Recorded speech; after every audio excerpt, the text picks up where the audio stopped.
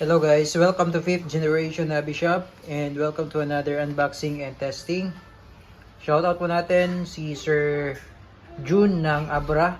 This is the Crossman Magfire Mission. Multi-shot brake barrel, velocity up to 1,300 feet per second.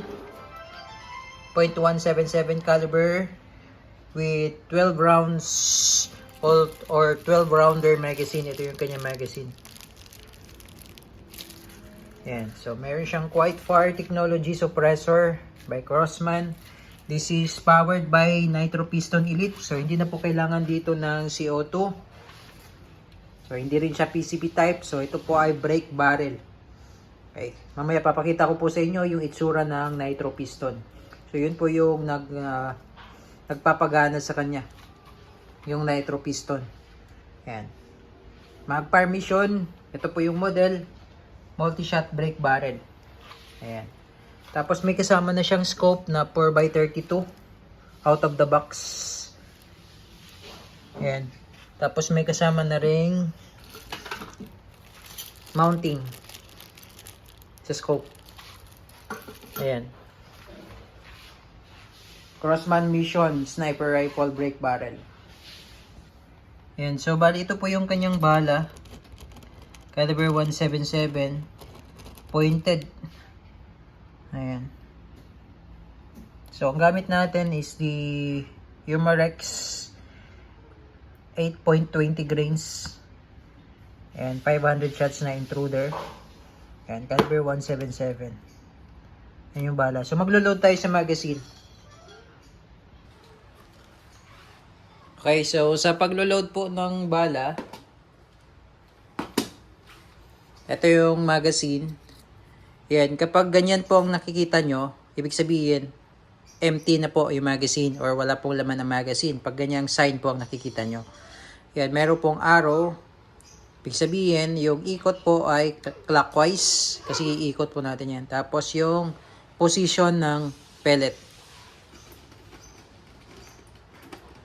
So, ibig sabihin, pag ganyan. Pag ganyan po. Ayan. Tapos ikot. Ayan. So, iikot nyo lang. Ayan. Hanggang sa mapuno nyo po yun, 12.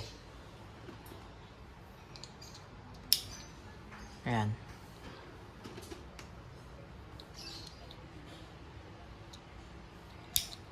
Ayan. And then, kapag 0 na, ayan, huwag nyo na pong lalagyan yung space na to. Kasi yung space na to, para dito po yan. Ayan. Papasok nyo lang siya pag ganyan. Then, kailangan may clicking sound. Okay? So, yung sight niya sa rear na adjust po ito up, windage and elevation. Sa front, naka-fix. Ayan po siya. Crossman Mission. So, i-brake nyo lang siya. Every brake, naglo-load siya. So, hindi siya mano-mano na katulad sa single shot na maglo-load ka mano-mano sa barrel ng bala. Dahil meron siyang magazine, every brake shoot, brake shoot, brake shoot, hanggang sa maubos yung 12. Okay? So, ganito lang. Ayan. Ayan, balik. So, makikita nyo dyan, pag kinasa nyo, yan, 1. Okay, pag pinutok nyo at kinasa ulit, mag number 2, 3, hanggang sa so on, hanggang sa maubos yung 12.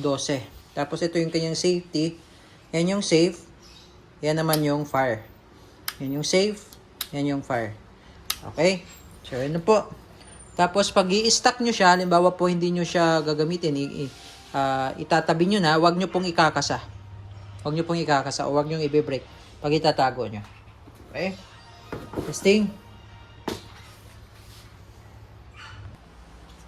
Crossman Magfire Mission. And firing.